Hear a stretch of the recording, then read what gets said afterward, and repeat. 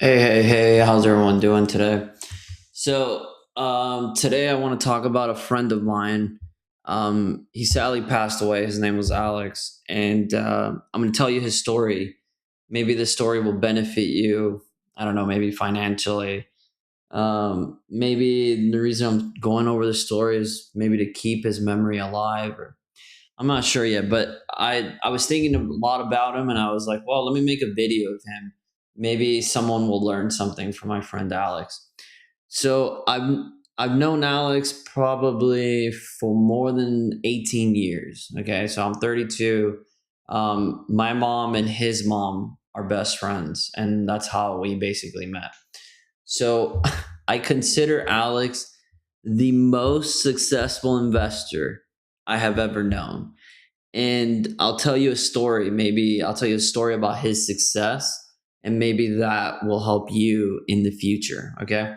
So he's not a conventional investor. I'm not talking about like Warren Buffett or like doing day trading, none of that stuff. Cause like, I'm gonna be honest with you, day trading is like horoscope for men. So I don't mess with it. And I've seen plenty of like statistic on it that like people just lose their money day trading, and the people that get sucked in, it's like gambling, right? Like, oh, you're gonna be the one and only one to make a lot of money. It's like an ego thing, so I just don't do it. I stay away from it. To me, it's horoscope reading. But anyways, beside that point, the story's about Alex. So Alex was the greatest investor because he hoarded everything. As you can tell, I put up some Pokemon cards here. I'm going to talk about this stuff. But basically, the story goes like this. So this is before Logan Paul's like big, show that he basically pumped Pokemon to the literal infinity. So before Logan Paul, about 3 years prior to Logan Paul, Alex was telling me like we need to get into Pokemon investing, and I told him, I'm like, pitch it to me, and he said basically that people always want to reminisce about things in their past. So as we get older and we get more money, right, and we get involved in life, we want to think about those memories that we had. And he was right, because like I remember like one of my memories is my mom buying me like Pokemon cards, and the set that I remember the most was Fossil set, which is not I mean, I think this is probably the cheapest set of all of it, but I love Fossil cards because my mom used to open packs with me, and I mean, I used to have every Fossil card basically. I mean, we must have opened like hundreds of packs because that's what I was into. And my mom at the time, my mom, she like always used to buy me packs like once a week, and we would open them. And I thought about it. I'm like, yeah, you are kind of right, because I mean, how much does that memory of me opening packs with my mom cost, right? I would say that memory is priceless. So as the older I get, if I want to remember my mom and the time when I was young, I want to open these fossil packs, right? So I believed him, and we went heavy on Pokemon. I mean, I was buying people's collections. I mean, me and him, we bought people's collections. Like, we would put our money, and then he would basically negotiate all the deals because he knew everything about Pokemon cards. Like, when I mean he knew everything, I mean he knew everything. So we would basically like buy people's collections. I had an eBay account with him, and we would sell cards too. So it's not like I hoarded cards, but he was a hoarder and I wasn't. So I did collect cards. Like, my favorite set, I put it up here, was the Japanese E series cards. Um, my thesis on Japanese cards never came true, so you might don't listen to financial advice from me. But I basically said that Japanese cards will be worth more than English cards because Japanese cards are the first. It's like, if you think about it, Pokemon was invented by Japanese. So I said one day in the future, people are going to realize, sorry, that Japanese cards are more valuable than English cards because the original creators of these cards are Japanese. And you're like, why am I thinking that way? Well, because like, if you think about Bitcoin, right? Bitcoin is the first blockchain, so it's the most expensive.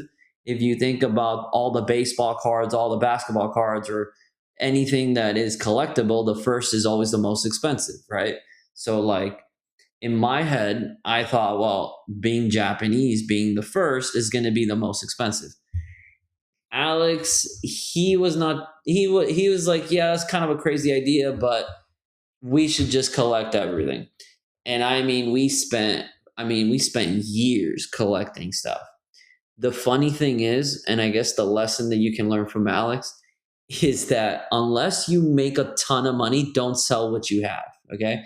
So this is 2 months prior to Logan Paul going crazy, right? So 2 months before, I kind of needed some money because like we were trying to buy a house and I had a lot of cards. Okay, so check this out. I sold a binder that had 500 hollows at $5 a hollow, and it was from like Team Rocket, Jungle, Fossil, Gym Heroes, Gym Challengers. It had some sprinkle of Neo Genesis there, and the cards weren't they weren't perfect condition. They were like playable, but they were still for $5 a card. I sold them all to one dude. Then I sold my base sets. So I had 5 base sets. I sold my 5 base sets. I think I sold them for like $400 a base set. Okay. I sold my fossil sets, which I had like 6 of them, I think for like $70. And I sold my jungle sets, I think for $100. And I had, I think like maybe 5 jungle sets. I don't remember. Like I said, I used to collect a lot of cards because I used to sell on eBay cards, right? I gave Alex a good deal on. I used to also collect. This is like my kind of my personal collection. So it wasn't like it was personal, but I didn't have like I wasn't big on holding really big money cards because when I would get a card for good money, I would try to just flip it and make like I don't know 30 to 40 bucks on the flip. Okay, so I gave him Skyridge. So I look at it now and it like depresses me. But I gave him a deal on the Charizard Skyridge at the time. I think it was like a $300 card. So I gave him a deal for like $150 a card. I gave him a Gyarados, I think for like $200. I was giving him like really good deals because I needed sort of the money. And he told me, he said, don't sell all the good stuff because you just never know. Well, I sell everything I made. Let's just put it, give or take, off my personal collection, maybe like $7,000. Okay, which was like kind of close to what I needed for my down payment on my house. So about like 7 grand, right? Okay, so Logan Paul releases his video, everything blows up. Within 2 months, Alex is like, hey, I need you to help me count how much money I have in my cards. We sit down in the night and we start going through every single card. Again, he had more than I did. Okay. So I didn't have just as much as he did because he was a collector, but he also used to sell, but he would collect a lot of stuff for himself. A lot of like these rare cards, he would keep them for himself. I think within 2.5 hours on with eBay last sold, I got to like about 30 grand. And I said, hey, I'm going to stop. And he's like, why are you going to stop? And I said, well, I'm first of all, I'm depressed and now I'm just jealous. And he's like, well, I told you not to sell. So I'm like, well, that's what it is. So the huge boom, he sold some stuff. He kept some stuff. He made some good money there. And then basically I would say we move forward. He tells me he's getting into crypto because I was big on crypto. Maybe this story is for another day. How like I literally could have been a millionaire if I would have held on, but I didn't held on. I sold. But that's give or take. I'll explain that later. He gets into this crypto that I hate, which is XRP. The reason I hate XRP is because it's basically there's like a difference between the XRP actual ledger, which I forgot what it was called, and XRP. I did my research and I basically concluded that XRP to me was just kind of a scam. So I told him, I'm like, I told him, like, I think it's a scam I would rather keep my money in Ethereum than XRP. And he's like, no, no, no, we should get into XRP. Mind you, he started buying XRP, I think around the 25 cents mark or 30 cents mark. And then, well, you can look up the price of XRP, but think about the highest price of XRP, which is like $3.50. He made like more than 10x his money. Okay. He invested about 20 grand. So I think at peak, he might have had $200,000. Sadly, he passes away before the crypto boom. So before XRP goes berserk and goes to $3 something, he saw it by the time he got like really sick, and he had cancer. So by the time he got really sick and before he died, I think he saw XRP about 70 cents. And I remember like sort of the 70 cents price, and I'm thinking, my God, he's going to be a millionaire. And I should have listened, because at the time I didn't own a lot of that crypto anyways. I only barely had a few Ethereum. It's not like I was rich or anything, or I didn't have a lot of money, nothing compared to what he had. But the point was, he kept investing in XRP. Like, I'm talking about his hoarder mentality is something that, honestly, now when it comes to investments, I kind of do the same. I buy things and I literally just forget about them. And I think that was the key for him. Like, he kept buying XRP and just forgetting about it. And I remember every time like he would bring it up or something to me, he's like, yeah, I just buy it at whatever price and I just forget about it. Because he's like, well, the market just had a crash. And one day, XRP is going to boom because it's making all these deals with all these banks and everything. And some news is like that. Like, XRP was always making these deals with banks, and he said basically at the time XRP was like being prosecuted by the government. When that ends, that's when it's really going to shine. I mean, he did his research, right? Like, before you invest, you have to do your research, and he had a thesis which was based on his research, but the method of just hoarding things was insane. So if you think that's impressive, the most impressive thing he ever invested in, which is this thing that honestly it hurts me, that he will never see his investment, was the One Piece. Okay. One Piece cards come out. Mind you, me and him are huge One Piece fans. Like, we used to watch the show together. I mean, I have a lot of memories with him and watching the show. And he tells me we need to go heavy on One Piece. And I said to him, well, you've been lucky once, you've been lucky twice. I mean, I should do that, right? The thing is that for some reason, like I said, I am the world's greatest, not me, world's worst investor, and he's the world's greatest investor. And for some reason, I just like, oh, I don't really see people playing the One Piece card game. I kind of psyched myself out, and he's like, no, you need to go heavy on it. Listen, I want you to look up the One Piece first booster box, and I'm going to tell you right now. So he owned legitimately about 20 cases. Okay. So I forgot what the name is, like the first set. I think we're in set now, like number 14. Okay. He went from set 1 to about 7, and he went full ham on it. I'm talking about buying boxes,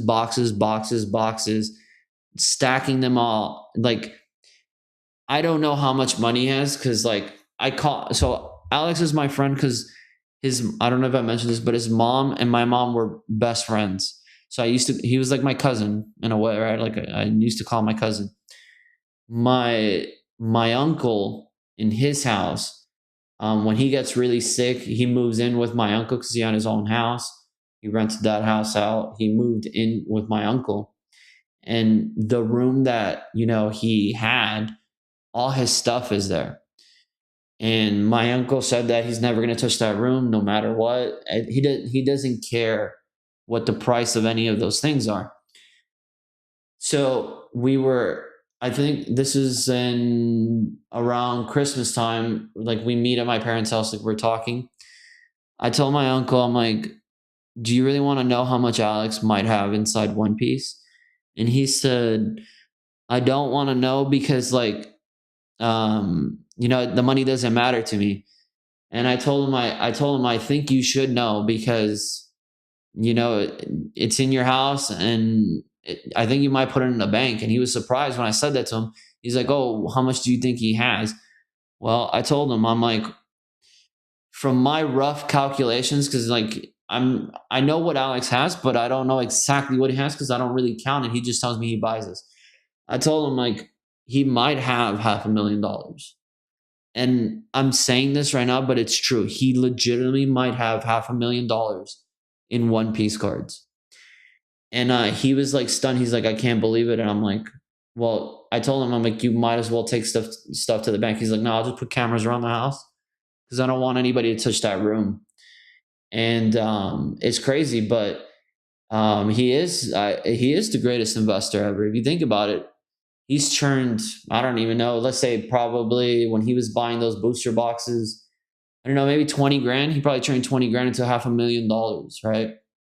I don't think there's anybody in a hedge fund that has done that, has literally turned 20 grand into $500,000, has churned, his XRP was, I mean, another $200,000 maybe. Like legitimately, he passes away and he passed away not knowing that today he is a millionaire. Okay. So if you get anything out of this lesson, and I hope in a way you can remember Alex, is that look at things that you enjoy and that others enjoy. And if you want to invest, you should probably buy those things and hold on to them because people want to reminisce. And now I would like to reminisce, but I can't afford all the stuff that me and him would buy. So I think thinking about it now, how much would I pay to open a pack with him again? I don't know. Maybe 100, $200. So he was right. As older we get, we want to go back.